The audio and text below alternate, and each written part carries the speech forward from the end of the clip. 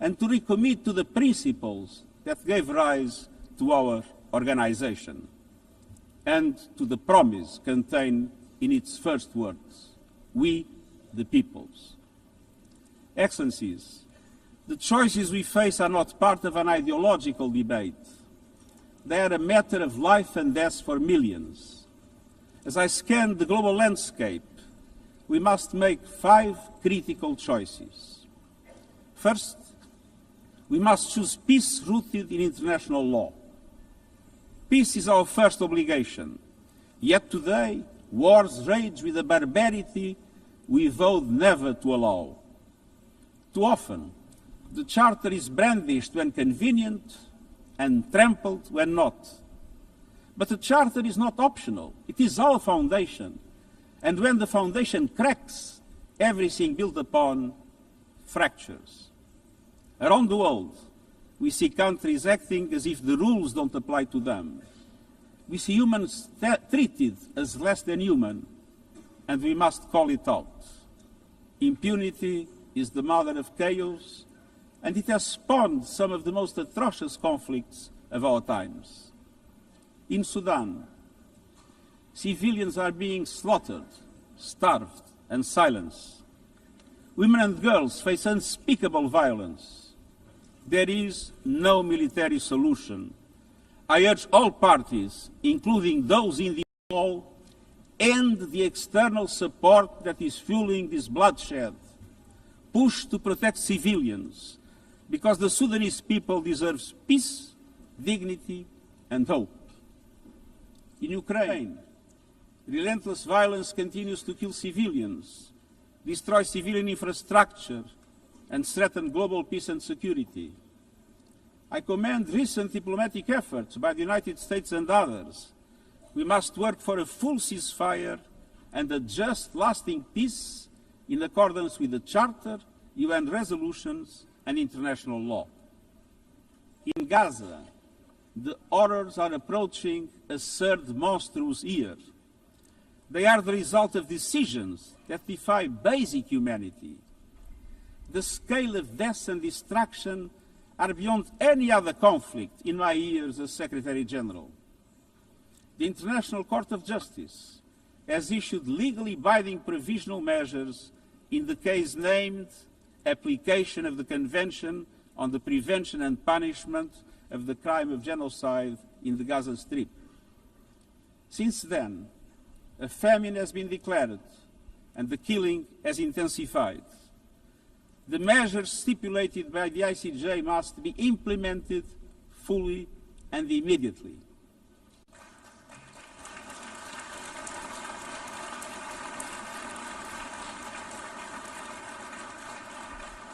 Nothing can justify the horrific Hamas terror attacks of October 7 and the taking of hostages, both of which I have repeatedly condemned.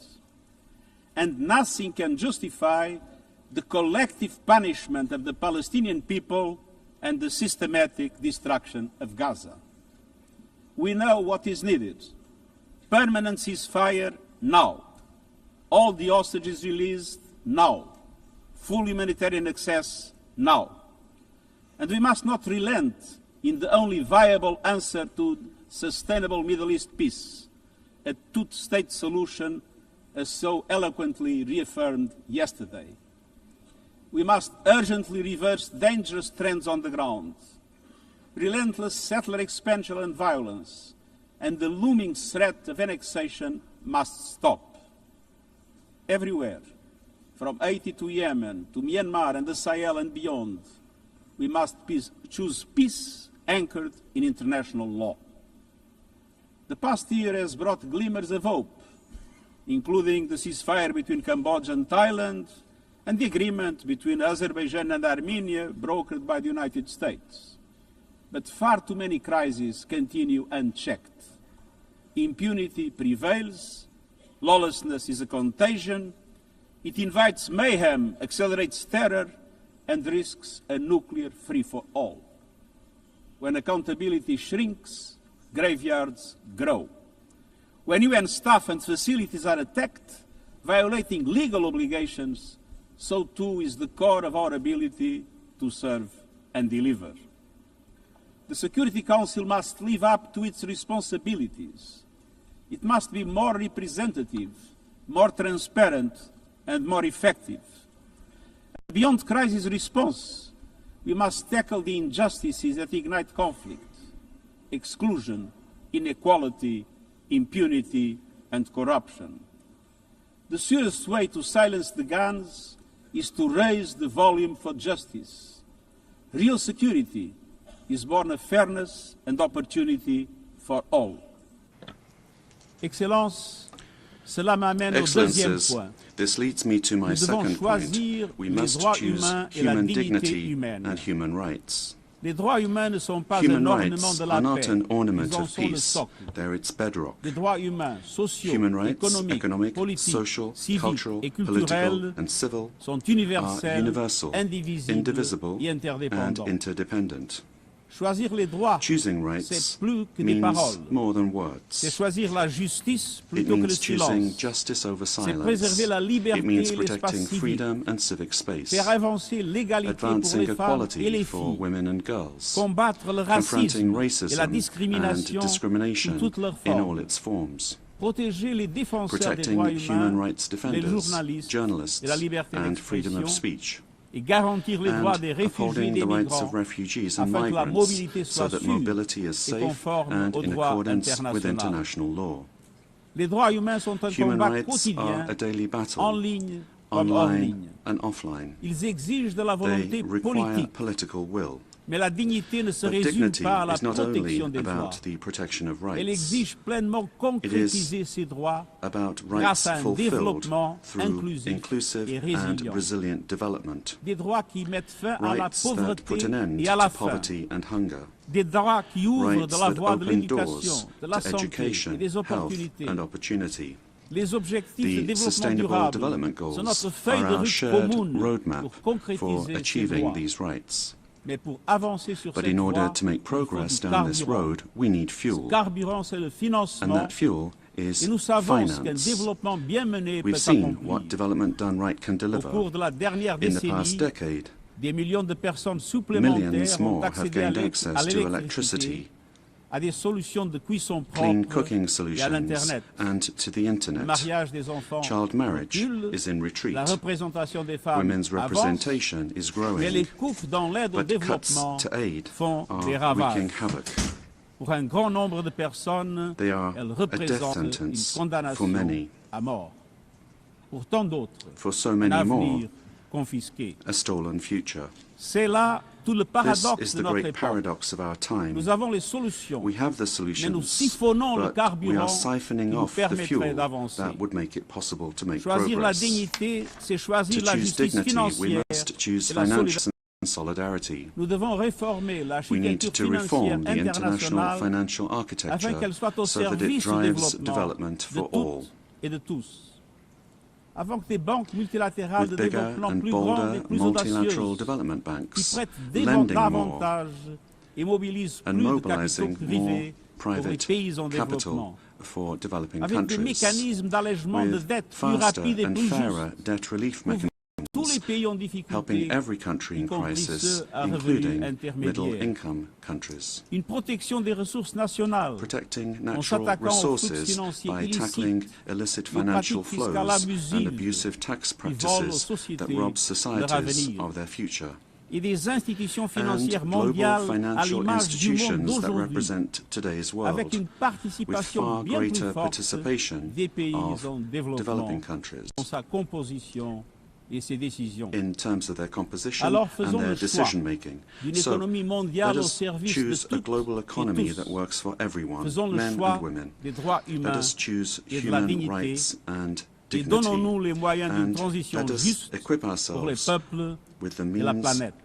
to ensure a transition Excelencias, for people and the planet. Esto nos lleva a la tercera opción. Excellencies, this brings me to the Debemos third elegir la choice. justicia We must climática. choose climate justice. La crisis climática The se está climate crisis acelerando, is accelerating, pero las soluciones but también. so are the solutions. El futuro de la energía The clean limpia energy ya future no es una is no promesa longer a lejana, distant promise. ya está aquí. It's already here. Ningún gobierno, No government, industria o industry, interés or special especial interest puede can detenerlo. stop it.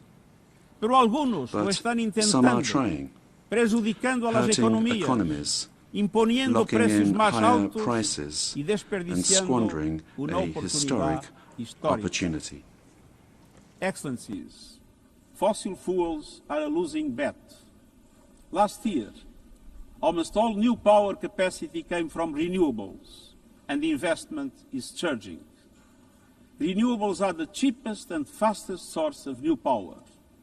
They create jobs, drive growth, shield economies from volatile oil and gas markets, connect the unconnected, and can free us from the tyranny of fossil fuels.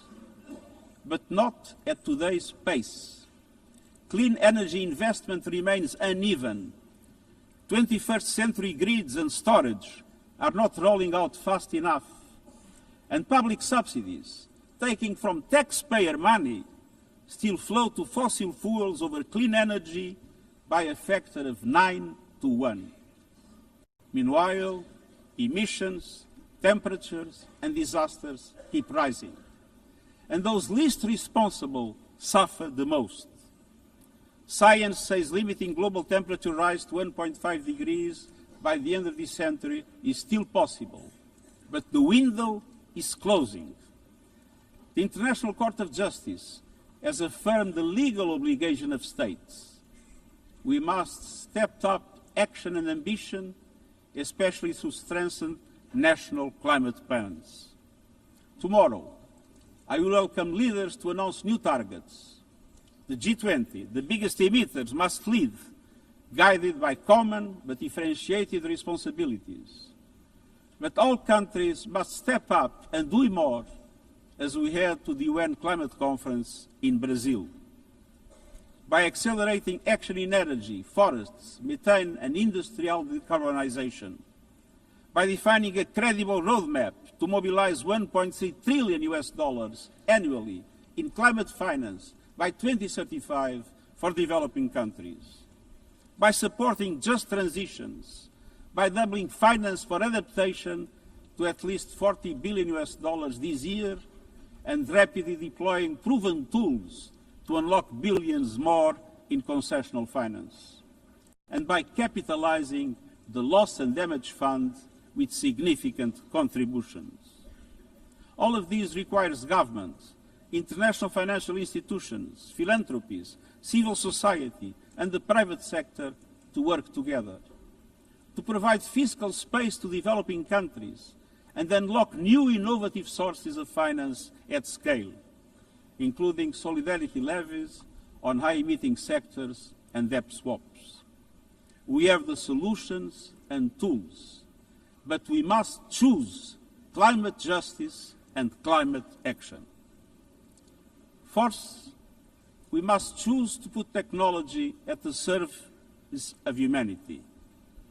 Artificial intelligence is rewriting human existence in real time, transforming how we learn, work, communicate, and what we can trust. And the question is not how to stop it, but how to steer it for the greater good. Technology must be our servant, not our master.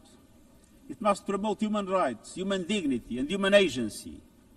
Yet today, AI's advancement in outpacing regulation and responsibility and is concentrated in a few hands.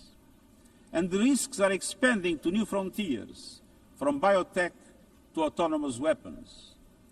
We are witnessing the rise of tools for mass surveillance, mass social control, mass disruption, and even mass destruction. Tools that can drain energy, strain ecosystems, and intensify the race for critical minerals, potentially stoking instability and conflict. Yet, these technologies remain largely ungoverned. We need universal guardrails and common standards across platforms. No company should be above the law. No machines should decide who lives or dies. No system should be deployed without transparency, safety, and accountability. Last month, this Assembly took a historic step, establishing an independent international scientific panel on AI and an annual global dialogue on AI governance. two new pillars of a shared architecture, connecting science with policy to bring clarity and foresight, enabling innovation to flourish while advancing our values and our rights, and ensuring governments, companies and civil society can help shape common norms. We must build on these mechanisms and close the capacity gap. All countries must be able to design and develop AI, not just to consume it. I have proposed voluntary financing options to build AI computing power, data and skills in developing nations. No country should be locked out of the digital future or locked into systems it cannot shape or trust. And governments must lead with vision and companies must act with responsibility. And we, the international community, must ensure that technology lifts up humanity. So let us choose cooperation over fragmentation, ethics over expediency, and transparency over opacity. Technology will not wait for us, but we can still choose what it serves. So let us choose wisely. Fifth and finally, to meet all these goals, we must choose to strengthen the United Nations for the 21st century. The forces shaking our world are also testing the foundations of the United Nations system. We are being hit by rising geopolitical tensions and divisions, chronic uncertainty, and mounting financial strain. But those who depend on the United Nations must not be made to bear the cost, especially now, when for every dollar invested to support our core work to build peace, the world spends $750 on weapons of war. This is not only unsustainable, it is indefensible. In this moment of crisis, the United Nations has never been more essential. The world needs our unique legitimacy, our convening power, our vision to unite nations, to bridge divides and confront the challenges before us. The Pact for the Future has shown your determination to build a United Nations that is stronger, more inclusive, and more effective. That is the logic and the urgency of our UN80 initiative. We are moving swiftly and decisively. I've put forward concrete proposals, a revised budget for 2026 that strengthens accountability, improves delivery, and cuts costs. Practical reforms to implement mandates more effectively and efficiently with greater impact. And ideas to spark a paradigm shift in the structure of the UN and how its parts work together. Most of these decisions rest with you, the Member States, and we will move forward in full respect of the established procedures. Together, let us choose to invest in a United Nations that adapts, innovates, and is empowered to deliver for people everywhere. Excellencies, my overriding message comes down to this. Now is the time to choose. It's not enough to know what the right choices are. I urge you to make them. I grew up in a world where choices were few. I was raised in the darkness of dictatorship, where fear silenced voices and hope was nearly crushed. Yet, even the bleakest hours, especially then, I discovered a truth that has never left me. Power does not reside in the hands of those who dominate or divide. Real power resides from people, from our shared resolve to uphold dignity, to defend equality, to believe fiercely in our common humanity and the potential of every human being. I learned early to persevere, to speak out, to refuse to surrender, no matter the challenge, no matter the obstacle, no matter the hour. We must and we will overcome. Because in a world of many choices, there is one choice we must never make, the choice to give up. We must never give up. That is my promise to you, for peace, for dignity, for justice, for humanity, for the world we know is possible when we work as one. I will never, ever give up. Thank you.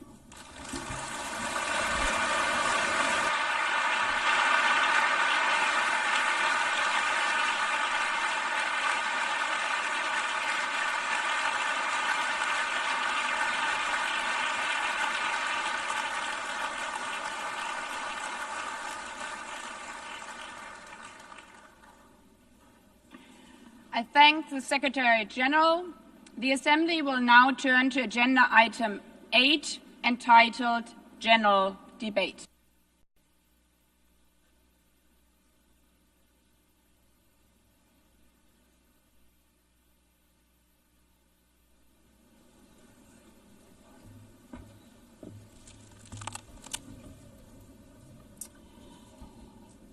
Years, longer than the average human life. This anniversary of the United Nations should have been a moment of celebration. But this is not an ordinary year. Just look at the state of our world, as the Secretary General described. Thousands of orphans in Gaza are wandering around the rubble, eating sand, drinking contaminated water. 90-year-old women in Ukraine are hiding from drones, trapped in their homes instead of living their final years in peace. Children in Haiti, too afraid to walk to school, afraid they might be gunned down by gangs like their friends. And for every conflict and tragedy that seizes the headlines, there are so many more that are forgotten, lost to the news cycle. Like women in Democratic Republic of the Congo, shielding their daughters from armed groups, fearful they might be raped.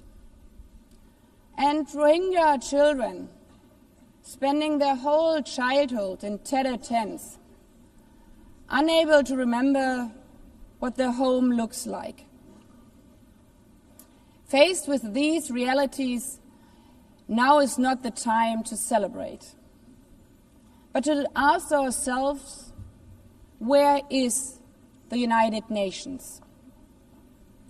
Distinguished heads of state and government, Mr. Secretary General, Excellencies, ladies and gentlemen, people out there in the world watching us. Clearly, we have to do better. But what we should not let cynics allow to weaponize these failures, to argue that our institution is a waste of money, outdated, irrelevant. When the principles of the Charter are ignored, is it the UN that has failed? When tanks rolled into Ukraine, was it because Article 2 of the Charter is not clear enough about sovereignty and territorial integrity? When civilians, children, are killed in Gaza, is it humanitarian law at fault for failing to protect them? It's not the Charter which fails. It's not the UN as an institution which fails. The Charter, our Charter, is only as strong as member states' willingness to uphold it, and their willingness to hold to account those who violate it. Excellencies, yes, our world is in pain. Yes, we have failures. But imagine how much worse would it be without the United Nations? Would a single person be better off without it? Without UNICEF, 26 million children would not have received an education. Without the World Food Programme, nearly 125 million people would have lacked life-saving food assistance. Without the World Health Organization, over 1 billion vaccines would not have been supplied. Sometimes we could have done more, but we cannot let this dishearten us. If we stop doing the right thing, evil would prevail. This 80th session is not about big celebrations. It's about finding the resolve not to give up, the resolve to be better together, just as our predecessors did 8 decades ago. This institution was born in a world on fire and desperate for reprieve. 750 million, nearly a third of humanity back then, still under colonial rule. 2 world wars in a generation, 70 million dead. The horrors of the Holocaust revealed to our collective shame. This was a generation that knew almost nothing but suffering and despair. The signing of the Charter in 1945 gave hope to millions, gave us a North Star that guided our path from the ashes of war, helped guide nations from colonial rule into independent states, helped end apartheid. Across the decades, the United Nations has been a compass pointing toward peace, humanity, and justice. We have not always succeeded, but the story of this institution is not a story of easy victories. It's a story of falling and rising, of pulling ourselves and each other back up and trying harder. We gather here for the 80th time, not for empty celebration, not out of ritual, not to hear our own voices. We gather to prove that this institution matters, and that through this institution, every nation represented here, no matter how big or small, can summon again the strength and unity first shown in San Francisco 80 years ago. The courage and resolve of world leaders, who even while some called them back then naive, believed they could build a better world from the wreckage of the old. They showed then what true leadership is. It's not about imposing your will or putting others down. True leadership is about lifting others up, not out of altruism, but for our mutual benefit, and even out of our self-interest. Because as our founders and every architect of peace since then has understood, helping others is what makes ultimately our own countries stronger. Could any state have faced the global pandemic alone? The virus did not have any passport. We were only able to solve it at the end with the support of the World Health Organization. The climate crisis does not stop at borders. CO2 emissions anywhere affect people everywhere.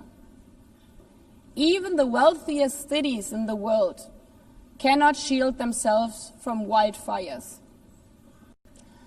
And imagine coming here by plane, how safe would you feel to step into the next airplane if there were no International Civil Aviation Organization anymore, which is responsible for setting safety regulations for 5 billion passengers each year? How comfortable would you be with your children using the internet while AI is uncontrolled and unchecked? As the lines between what is real and fake start to blur. In this globalized, digitalized world, we work together or we suffer alone. Excellencies, The theme of this milestone session and the high-level week is therefore Better Together. 80 years and more for peace, development, and human rights. Will living up to that be easy? No. But this hall was not built for easy times. It was built to come together to confront the hardest topics. This session is a session where the high-level week is about resolving differences. We showed some of it yesterday already. But even the house of dialogue and diplomacy needs a renovation. That is why the UN80 initiative and the wider reform process are not luxuries, but necessities. We are literally now at a crossroads, a make it or break it moment, politically, financially. Therefore, we have to deliver a United Nations that is agile, cost-effective, and fit for purpose. Member States have to give the Secretary General and this process their full support, because reform cannot stop in New York. It must carry through to every capital. That includes delivering the Pact for the Future and accelerating progress on the Sustainable Development Goals. Again, this is not about charity. It's about addressing the core purposes of this institution, about strengthening our foundations across all three pillars: peace and security, human rights, and sustainable development. They are inseparable.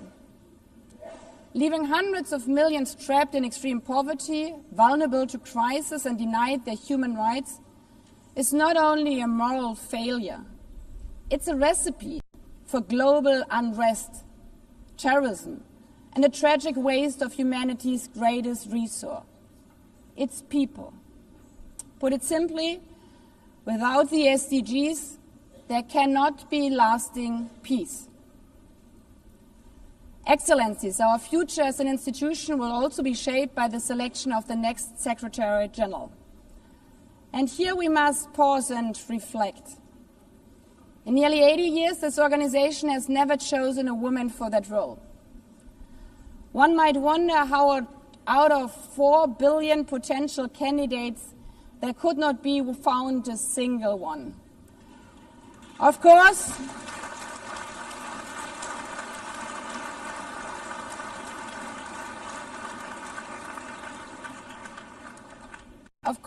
the choice rests with member states. But those of you having been there yesterday celebrating Beijing, one strong female leader after the other from all our continents. Like 80 years ago, we are standing at a crossroads. And it's up to us, to every single member state, to live up to the same leadership as your predecessors did, to act when action is needed, to uphold the principles of our Charter, to be better together, to show the people around the world that this United Nation is there, today, tomorrow, and for the next 8 decades. Because, after all, it's the life insurance for every country. Thank you.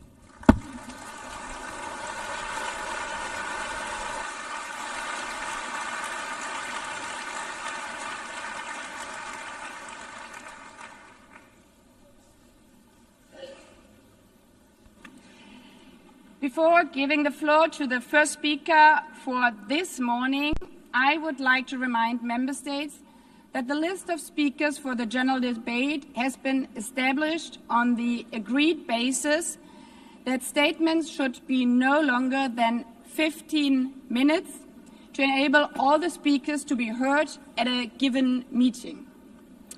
Within this time frame, I would like to appeal to speakers to deliver their statements at a reasonable pace so that interpretation into the other official languages may be provided properly. I would also like to draw your attention to the decision taken by the Assembly at previous sessions namely that the practice of expressing congratulations inside the Assembly Hall after speech has been delivered is strongly discouraged. After delivering their statements from the rostrum, speakers are invited to exit the hall through JA200, located behind the podium, before returning to their seats. May I take it that the Assembly agrees to proceed in this manner? It's so decided. Finally, I should like to draw the attention of Member States that during the general debate, official photographers are in the room and will take official photographs of all speakers by the Department of Global Communications. Members interested in obtaining these photographs are requested to contact the photo library of the United Nations. By this, the Assembly will hear an address by His Excellency Luiz Inácio Lula da Silva, President of the Federative Republic of Brazil. I request the protocol to escort His Excellency and invite him to address the Assembly.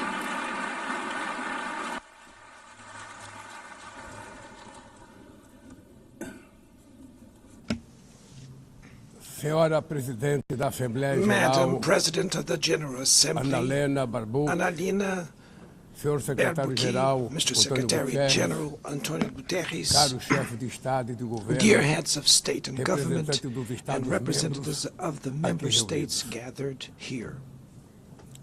This should be a time to celebrate the United Nations. Created at the end of the war, the UN symbolizes the highest expression of the aspiration for peace and prosperity. Today, however, the ideals that inspired its founders in San Francisco are under threat as never before in their history. Multilateralism is at a new crossroads. The organization's authority is in check. We are witnessing the consolidation of an international order marked by repeated concessions to power play, attacks on sovereignty, arbitrary sanctions, and unilateral interventions are becoming the rule. There is a clear parallel between the multilateralism crisis and the weakening of democracy. Authoritarianism is strengthened when we fail to act in the face of arbitrary acts, when the international society falters in defending peace, sovereignty, and the rule of law. The consequences are tragic. Throughout the world, anti-democratic forces are trying to subjugate institutions and stifle freedoms. They worship violence, praise ignorance, act as physical and digital militias, and restrict the press. Even under an unprecedented attack, Brazil chose to resist and defend its democracy, regained 40 years ago by its people after 2 decades of dictatorial governments. There is no justification for unilateral and arbitrary measures against our institutions and our economy. The aggression against the independence of the judiciary branch of power is unacceptable. This interference in domestic affairs is aided by a subservient far-right who is nostalgic of past hegemonies. False patriots plan and publicly promote actions against Brazil. Peace cannot be achieved with impunity. A few days ago, for the first time in 525 years of our history, a former head of state was convicted of attacking the democratic rule of law. He was investigated, indicted, trialed, and held accountable for his actions in a meticulous process. teve amplo direito de defesa. He has the right to defend himself for security, a prerogative that dictatorships deny to their victims. Before the eyes of the world, Brazil sent a message to all aspiring autocrats and those who support them. Our democracy, our sovereignty are non-negotiable.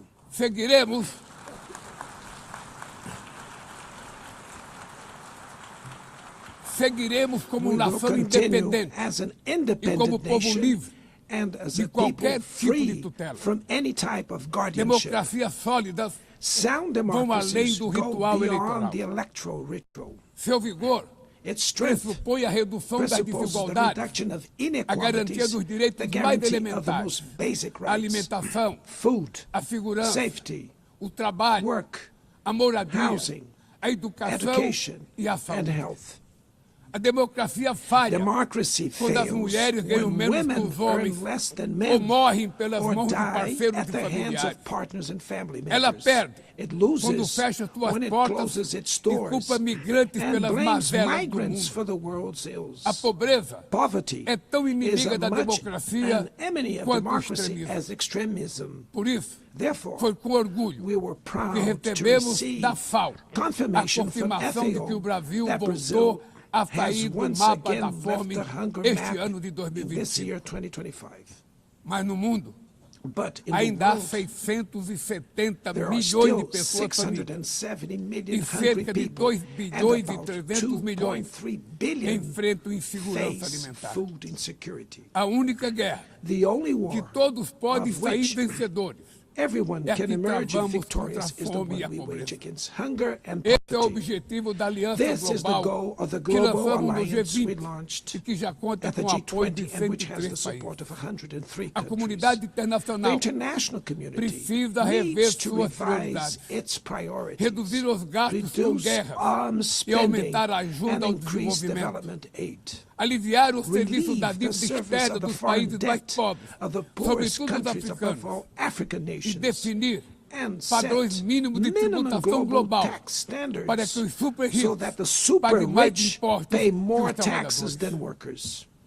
A democracia também se Democracy mede is pela also capacidade measured by de the proteger ability as to famílias protect e a families infância. and the childhood. As plataformas digitais Digital platforms trazem offer possibilidade de nos possibilities for aproximar us to come como together jamais in havíamos ways we imaginado, never imagined. mas têm sido usadas But they para have been semear used for intolerância, sowing misoginia, intolerance, xenofobia e desinformação. xenophobia and A misinformation. internet The internet não pode ser terra cannot sem be a lei. land of Cabe ao poder público lawlessness. proteger It's os up mais to governments vulneráveis. to protect the most Regular vulnerable. não é Regulating restringir does a not liberdade de mean expressão, restraining é freedom garantir of expression. que o que It's já é about ilegal ensuring no mundo real that what is seja already tratado assim illegal in the também real no world is ambiente treated digital, the no way in ambiente the virtual virtual. environment. Ataques à Attacks regulação on regulation serve para encobrir serve to interesses cover up escusos hidden e dar interests guarida a and crimes provide como fraudes, shelter for tráfico de crimes pessoas, such pedofilia as fraud, e human investidas trafficking, contra a democracia. pedophilia, and attacks against O democracy. Parlamento brasileiro, The Brazilian parliament corretamente, was right to apressou-se em rush abordar esse this to problema. address this issue. Com orgulho, Last week, promulguei na I última proudly semana enacted uma das leis mais one of the avançadas world's do most mundo advanced laws para for the proteger, protection para a of proteção de children and crianças adolescents e adolescentes in na the esfera digital digital. environment. Também enviamos ao Congresso Also, we Nacional sent draft bills projeto de lei to the National para Congress fomentar a to foster concorrência nos competition mercados digitais and digital e para markets and to incentivar encourage the a instalação installation de data of centers sustainable sustentáveis. data centers.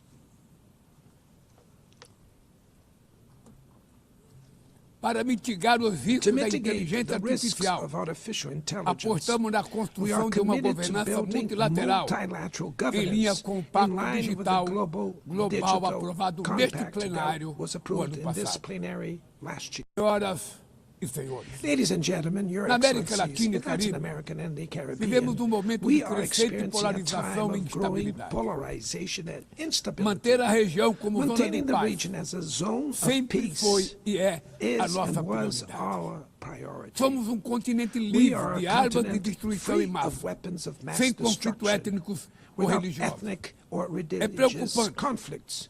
a equiparação entre a criminalidade e o terrorismo.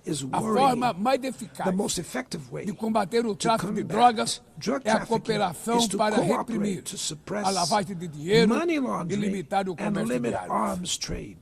Usar força letal em situações que não constituem conflitos armados equivale a executar pessoas sem julgamento. Outras partes do planeta já testemunharam intervenções que causaram danos maiores do que se pretendia evitar, com graves consequências humanitárias. A via do diálogo não deve estar fechada na Venezuela. O Haiti tem direito a um futuro livre de violência. E é inadmissível que Cuba seja listada como o país que patrocina o terrorismo.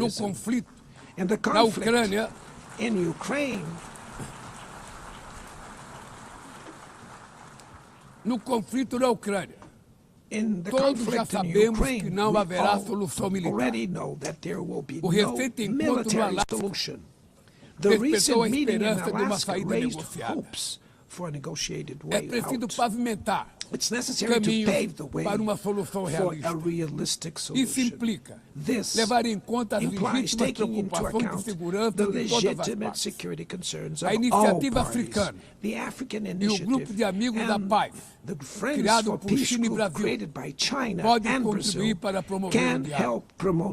Nenhuma situação é mais emblemática do que o uso desproporcional e ilegal da força do que a da Palestina. Os atentados terroristas perpetrados pelo Hamas são indefensáveis from qualquer mas nada, absolutamente nada, justifica o genocídio em curso em Gaza.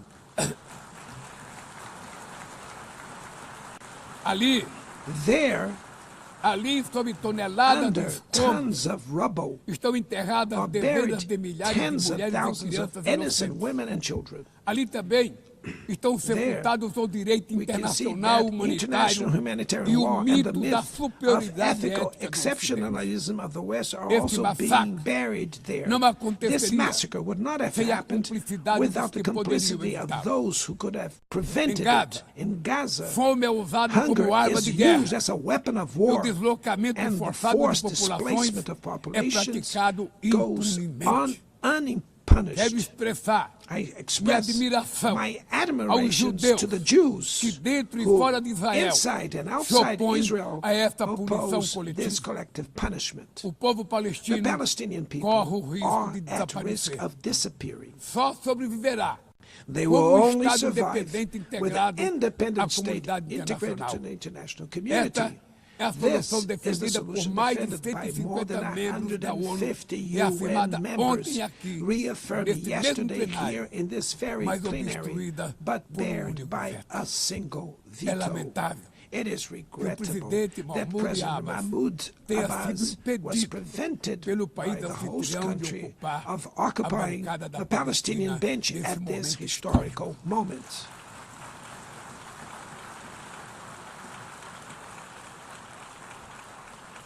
O alastramento desse conflito para o Líbano, para a Síria, o Irã e o Catar fomenta a escalada armamentista sem precedentes.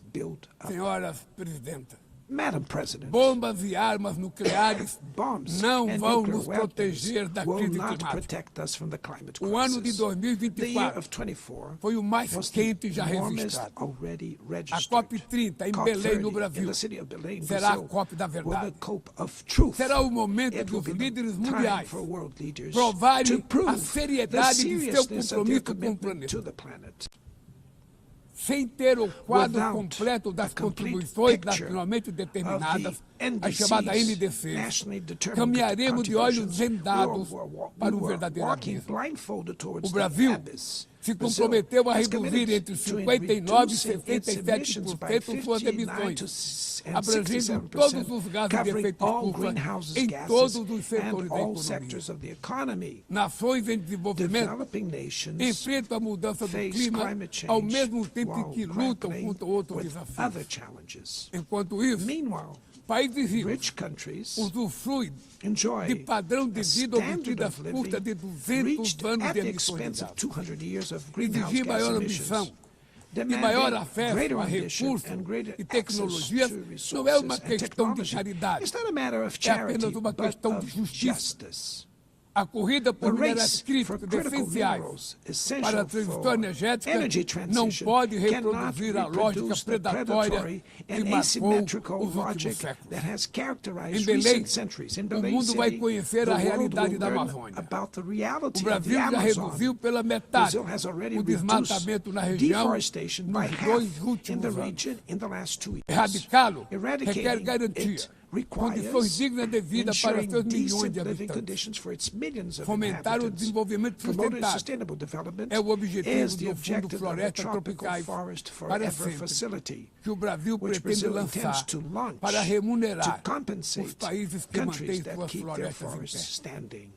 É chegado o momento de passar But the time has da come fase da to prove negociação to move para a from the etapa da negotiation phase to the implementação. implementation O mundo stage. deve muito The ao world regime owes a lot to the criado pela regime Convenção created do by the Clima. Climate Convention.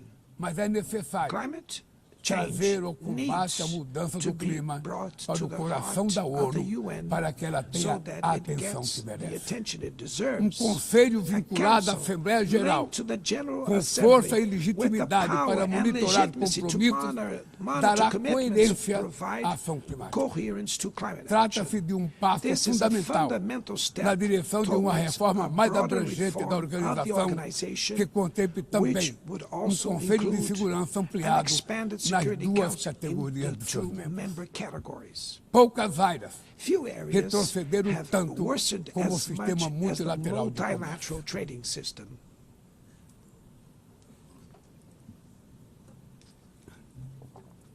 Medidas Unilateral unilaterais measures transformam em have letra rendered morta fundamental principles princípios basilares such as como a the cláusula most de favored nação nations mais clauses favorecida. meaningless. Desorganizam cadeias de They valor have e disrupted lançam a economia value mundial chains and em through the uma global espiral economy perniciosa into a de preços pernicious altos e spiral of estagnação. high prices and É urgente stagnation. It is urgent refundar a OMC to be em to bases refound the modernas e WTO flexíveis. based on modern Senhoras and flexible e senhores, foundations.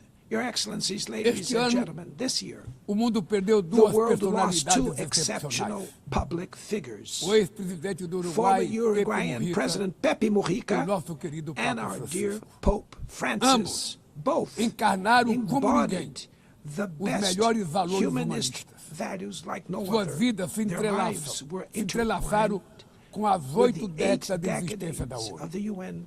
Se ainda UN's estivesse entre nós, existence. If they were still among us, provavelmente usariam they would esta use this tribuna platform para to lembrar remember que o autoritarismo, that authoritarianism, a degradação environmental ambiental e a degradation, and desigualdade inequality não são are not inexoráveis. relentless. Que os únicos derrotados That the only são os que ones cruzam os defeated are braços those who resignados. stand idly by, Que resigned. podemos vencer os falsos profetas e Resignate, oligarcas and que that we can exploram defeat o the medo false e prophets and monetizam o oligarchs ódio. who exploit fear E and que o monetize amanhã hate, and that é feito de tomorrow escolhas is diárias made of daily e é preciso choices, coragem and it de takes agir courage para to transformar. act to transform No it. futuro que o Brasil In the vislumbra, future that Brazil não há envisions, espaço there para a is no reedição room de for the rivalidades reenactment ideológicas of ou ideological esferas de rivalries or spheres A of confrontação effort. é Confrontation is inevitável. not inevitable. Precisamos de We lideranças com need leaders clareza de with visão, clear que visions entendam que a who ordem understand internacional that the não international é order jogo is de not a soma zero. zero-sum game. O século The XXI 21st será century cada will vez be mais increasingly multipolar. Para se multipolar. manter pacífico, For it não to pode remain deixar de ser peaceful, multilateral. it cannot fail O Brasil fall confere to multilateral. crescente importância à Brazil União is Europeia, giving à increasing União Africana, importance to the European à Union, the ASEAN, African Union, à CELAC, ASEAN, aos CELAC, BRICS e ao BRICS, G20. and the G20. A voz do The Sul voice global of the global South deve ser must respeitada e be ouvida. heard.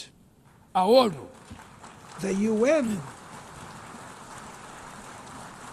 a ONU tem hoje the UN quase has 4 today vezes almost mais 4 membros do que os times more members 51 than que estiveram the na 51 fundação. who were at its Nossa foundation. missão histórica Our é historic detorná-la mission novamente, is to make it once portadora de again a esperança barrier of e hope promotora and da a igualdade promoter da of paz, equality, do desenvolvimento peace, sustentável sustainable e da development, diversidade diversity, e da and tolerância. tolerance. Que Deus May nos God abençoe a bless todos us e muito all. obrigado. And thank you very much.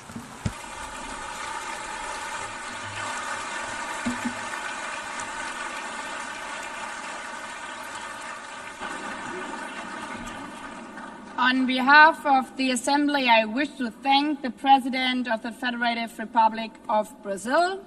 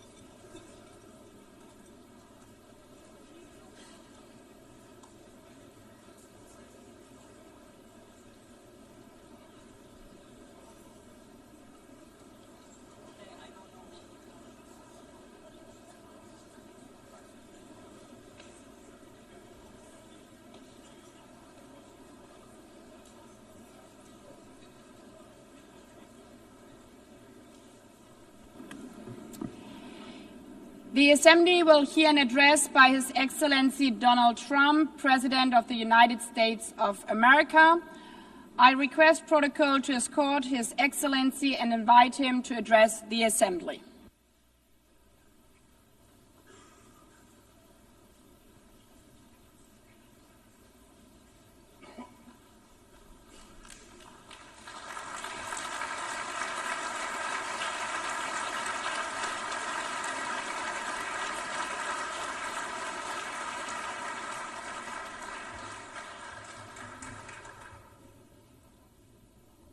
Thank you very much.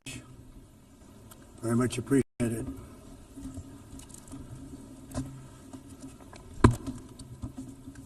And I don't mind making this speech without a teleprompter, because the teleprompter is not working. I feel very happy to be up here with you nevertheless, and that way you speak more from the heart. I can only say that whoever's operating this teleprompter is in big trouble.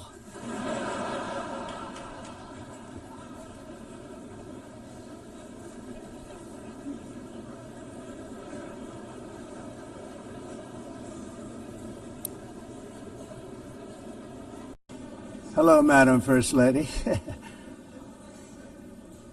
Thank you very much for being here. And Madam President, Mr. Secretary General, First Lady of the United States, distinguished delegates, ambassadors, and world leaders. 6 years have passed since I last stood in this grand hall and addressed a world that was prosperous and at peace in my first term. Since that day, the guns of war have shattered the peace I forged on 2 continents. An era of calm and stability gave way to one of the great crises of our time. And here in the United States, 4 years of weakness, lawlessness, and radicalism under the last administration delivered our nation into a repeated set of disasters. 1 year ago, our country was in deep trouble, but today, just 8 months into my administration, we are the hottest country anywhere in the world, and there is no other country even close. America is blessed with the strongest economy, the strongest borders, the strongest military, the strongest friendships, and the strongest spirit of any nation on the face of the earth. This is indeed the golden age of America.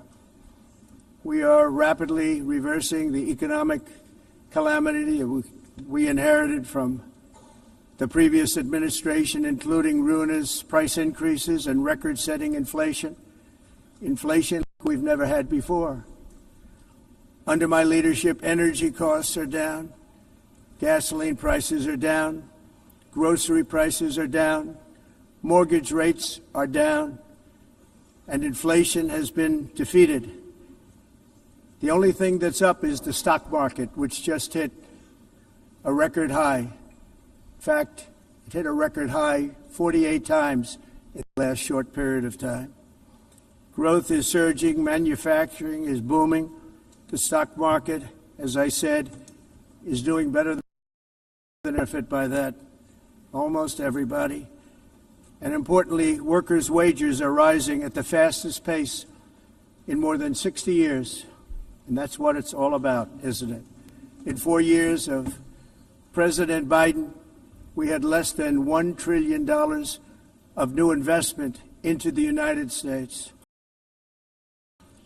In just 8 months since I took office, we have secured commitments and money already paid for $17 trillion. Think of it, 4 years, less than $1 trillion, 8 months, much more than $17 trillion is being invested in the United States, and it's now pouring in from all parts of the world.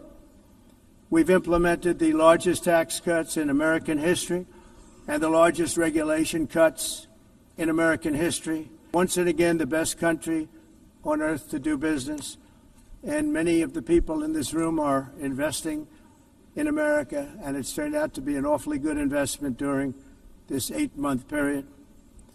In my first term, I built the greatest economy in the history of the world. We had the best economy ever, history of the world. And I'm doing the same thing again, but this time it's actually much bigger and even better. The numbers far surpass my record-setting first term. On our southern border, we have successfully repelled a colossal invasion, and for the last 4 months, and that's 4 months in a row, the number of illegal aliens admitted and entering our country has been 0.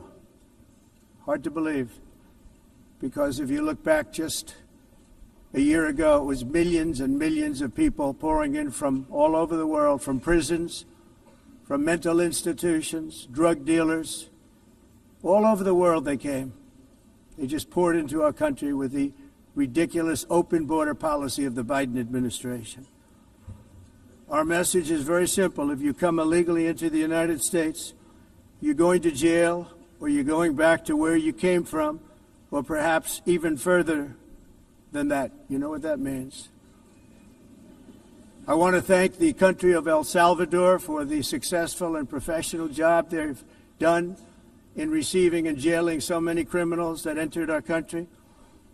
And it was under the previous administration that the number became record-setting, and they're all being taken out. They have no choice. And other countries have no choice, because other countries are in the exact same situation with immigration. It's destroying your country, and you have to do something about it. On the world stage, America is respected again like it has never been respected before. You think about 2 years ago, 3 years ago, 4 years ago, or 1 year ago, we were a laughingstock all over the world. At the NATO summit in June, virtually all NATO members formally committed to increase defense spending at my request from 2% to 5% of GDP, making our alliance far stronger and more powerful than it was ever before. In May, I traveled to the Middle East to visit my friends and rebuild our partnerships in the Gulf, and those valued relationships with Saudi Arabia, Qatar, and the UAE and other countries are now, I believe, closer than ever before. My administration has negotiated one historic trade deal after another, including with the United Kingdom, the European Union, Japan, South Korea, Vietnam, Indonesia, the Philippines, Malaysia, and many, many others. Likewise, in a period of just 7 months, I have ended 7 unendable wars. They said they were unendable. You're never going to get them solved. Some were going for 31 years, 2 of them, 31, think of it, 31 years. One was 36 years. One was 28 years. I ended 7 wars.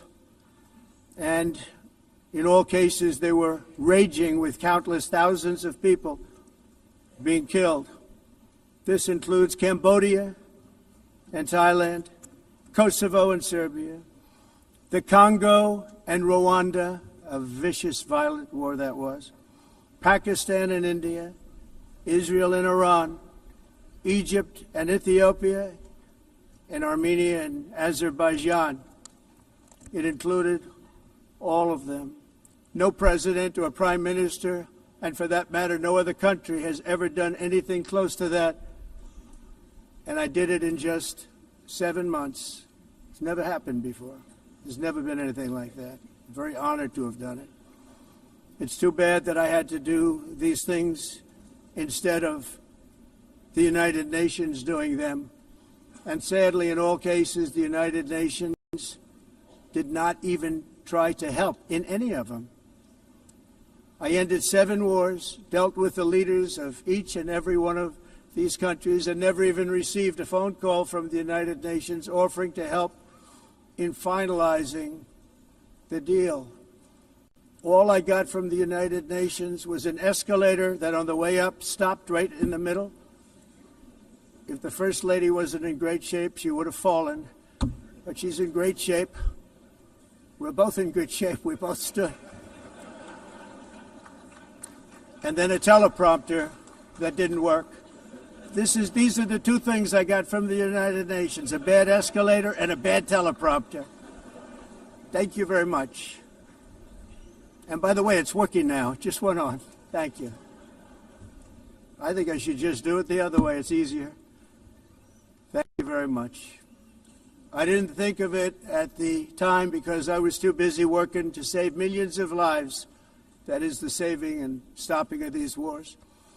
But later I realized that the United Nations wasn't there for us. They weren't there. I thought of it really after the fact, not during these negotiations, which were not easy. That being the case, what is the purpose of the United Nations? The UN has such tremendous potential. I've always said it. It has such tremendous, tremendous potential. But it's not even coming close to living up to that potential. For the most part, at least for now, all they seem to do is write a really strongly worded letter and then never follow that letter up. It's empty words, and empty words don't solve war. The only thing that solves war and wars is action.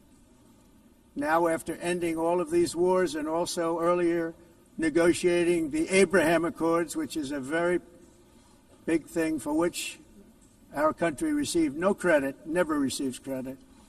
Everyone says that I should get the Nobel Peace Prize for each one of these achievements.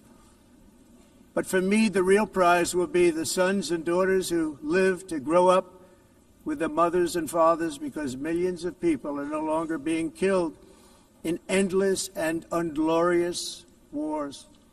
What I care about is not winning prizes, it's saving lives. We saved millions and millions of lives with the 7 wars. And we have others that we're working on, and you know that. Many years ago, a very successful real estate developer in New York, known as Donald J. Trump, I bid on the renovation and rebuilding of this very United Nations complex. I remember it so well. I said at the time that I would do it for $500 million, rebuilding everything. It would be beautiful. I used to talk about, I'm going to give you marble floors. They're going to give you terrazzo. I'm going to give you the best of everything. You're going to have mahogany walls. They're going to give you plastic. But they decided to go in another direction, which was much more expensive at the time, and which actually produced a far inferior product.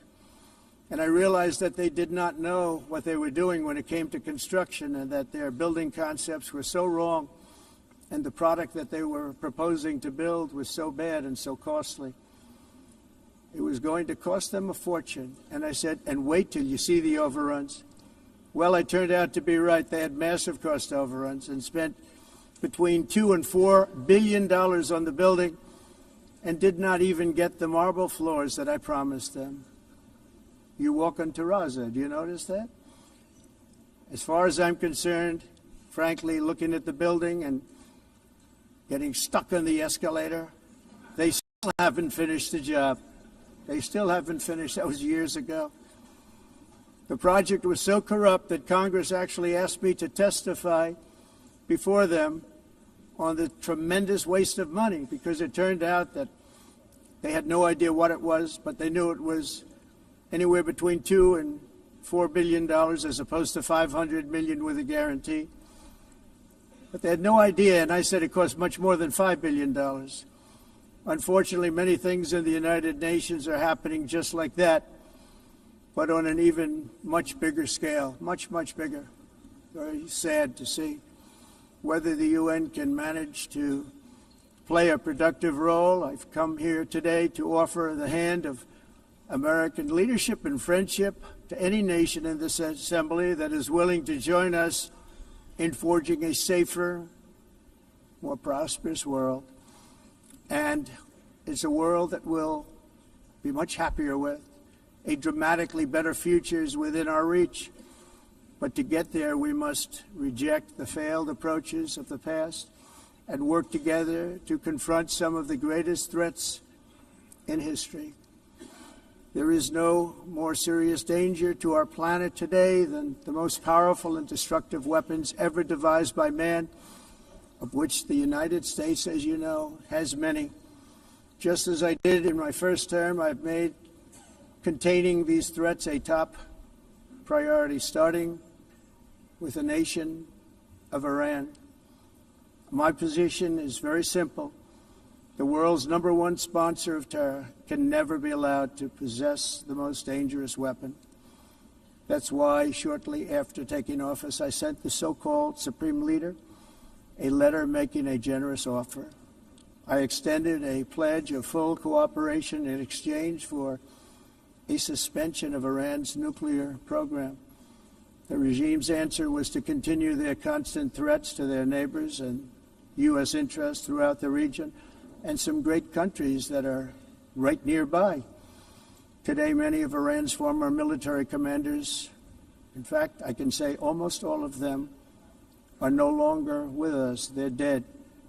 And 3 months ago, in Operation Midnight Hammer, 7 American B-2 bombers dropped the 30,000-pound each bombs on Iran's key nuclear facilities, totally obliterating everything. No other country on earth could have done what we did. No other country has the equipment to do what we did. We have the greatest weapons on earth. We hate to use them. But we did something that for 22 years people wanted to do. With Iran's nuclear enrichment capacity demolished, I immediately brokered an end to the 12-day war, as it's called, between Israel and Iran, with both sides agreeing to fight no longer. As everyone knows, I have also been deeply engaged in seeking a ceasefire in Gaza. Have to get that done. Have to get it done. Unfortunately, Hamas has repeatedly rejected reasonable offers to make peace. We can't forget October 7th, can we? Now, as if to encourage continued conflict, some of this body is seeking to unilaterally recognize a Palestinian state.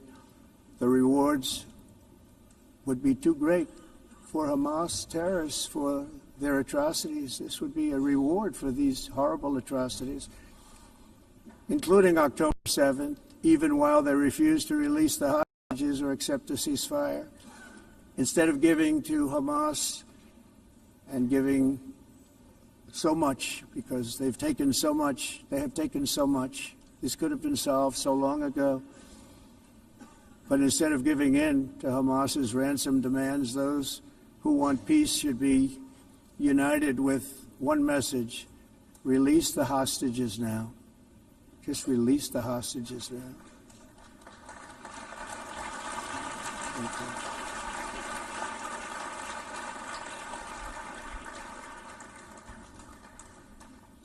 Thank you. As we have got to come together, and we will come together, got to get it done. We have to stop the war in Gaza immediately. We have to stop it. We have to get it done. We have to negotiate. Immediately have to negotiate peace. We got to get the hostages back. We want all 20 back. We don't want 2 and 4. As you know, I got, along with Steve Witkoff and others that helped us, Marco Rubio, we got most of them back. We were involved in all of them. But I always said the last 20 are going to be the hardest, and that's exactly what happened. We have to get them back now. We don't want to get back 2, and then another 2, and then 1, and then 3. Have this process. No, we want them all back, and we want the actually 38 dead bodies back too. Those parents came to me, and they want them back, and they want them back very quickly and very badly. As though they were alive, they want them. They want them every bit as much as if their son or daughter were alive. I've also been working relentlessly, stopping the killing in Ukraine. I thought that would be, of the 7 wars that I stopped, I thought that would be the easiest because of my relationship with President Putin, which had always been a good one. I thought that was going to be the easiest one. But, you know, in war, you never know what's going to happen. There are always lots of surprises, both good and bad. Everyone thought Russia would win this war in 3 days, but it didn't work out that way. It was supposed to be just a quick little skirmish. It's not making Russia look good. It's making them look bad.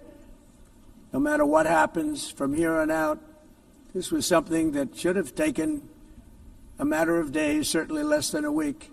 And they've been fighting for 3.5 years and killing anywhere from 5,000 to 7,000 young soldiers, mostly soldiers, on both sides, every single week, from 5,000 to 7,000 dead young people, and some in cities, much smaller numbers. Rockets are shot, where drones are dropped.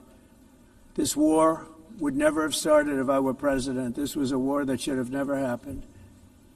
It shows you what leadership is, what bad leadership can do to a country.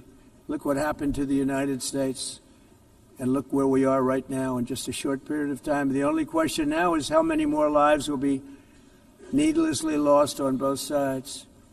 China and India are the primary funders of the ongoing war by continuing to purchase Russian oil.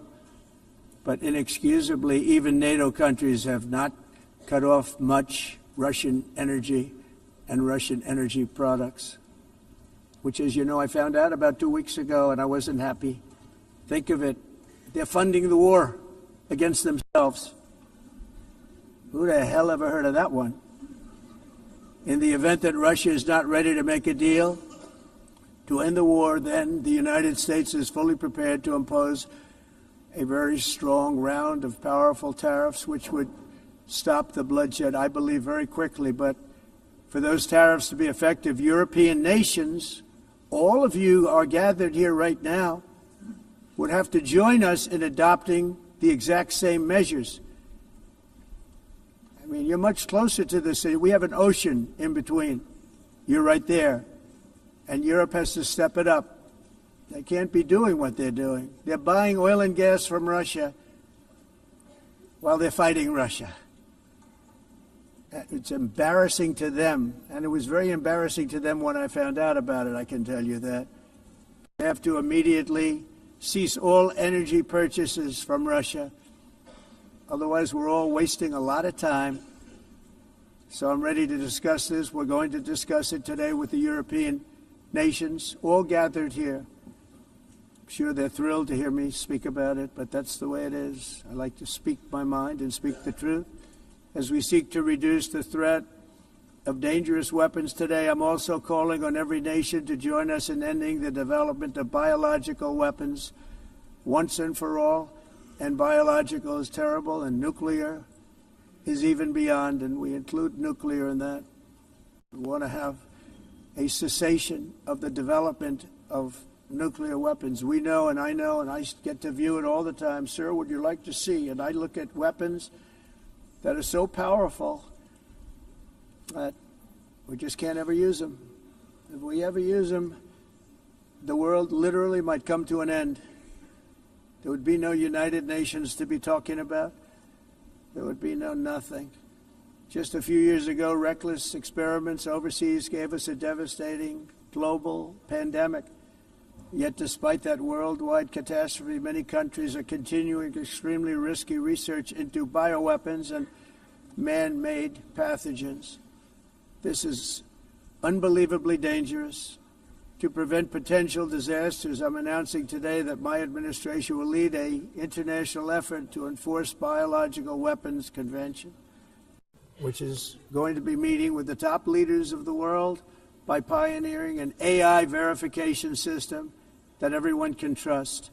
Hopefully the UN can play a constructive role, and it will also be one of the early projects under AI. Let's see how good it is, because a lot of people are saying it could be one of the great things ever, but it also can be dangerous, but it could be put to tremendous use and tremendous good, and this would be an example of that. Not only is the UN not solving the problems it should, too often, it's actually creating new problems for us to solve. The best example is the #1 political issue of our time, the crisis of uncontrolled migration. It's uncontrolled. Your countries are being ruined. The United Nations is funding an assault on Western countries and their borders. In 2024, the UN budgeted $372 million in cash assistance to support an estimated 624,000 migrants journeying into the United States. Think of that. The UN is supporting people that are illegally coming into the United States, and then we have to get them out. The UN also provided food, shelter, transportation, and debit cards to illegal aliens. Can you believe that? On the way to infiltrate our southern border. Millions of people came through that southern border. Just a year ago, millions and millions of people were pouring in, 25 million altogether over the 4 years of the incompetent Biden administration. And now we have it stopped, totally stopped. In fact, they're not even coming anymore because they know they can't get through. But what took place is totally unacceptable. The UN is supposed to stop invasions, not create them and not finance them. In the United States, we reject the idea that mass numbers of people from foreign lands can be permitted to travel halfway around the world, trample our borders, violate our sovereignty, cause unmitigated crime, and deplete our social safety net. We have reasserted that America belongs to the American people, and I encourage all countries to take their own stand in defense of their citizens as well. You have to do that because I see it. I'm not mentioning names. I see it, and I can call every single one of them out. You're destroying your countries. They're being destroyed. Europe is in serious trouble. They've been invaded by a force of illegal aliens like nobody's ever seen before. Illegal aliens are pouring into Europe. Nobody has ever, and nobody's doing anything to change it, to get them out. It's not sustainable. And because they choose to be politically correct, they're doing just absolutely nothing about it. And I have to say, I look at London, where you have a terrible mayor, terrible, terrible mayor, and it's been so changed, so changed. Now they want to go to Sharia law, but you're in a different country. You can't do that. Both the immigration and their suicidal energy ideas will be the death of Western Europe if something is not done immediately. This cannot be sustained. What makes the world so beautiful is that each country is unique. But to stay this way, every sovereign nation must have the right to control their own borders. You have the right to control your borders, as we do now, and to limit the sheer numbers of migrants entering their countries and paid for by the people of that nation that were there and that built that particular nation at the time. They put their blood, sweat, tears, money into that country, and now they're being ruined. Proud nations must be allowed to protect their communities and prevent their societies from being overwhelmed by people they have never seen before, with different customs, religions, with different everything. Where migrants have violated laws, lodged false asylum claims, or claimed refugee status for illegitimate reasons, they should, in many cases,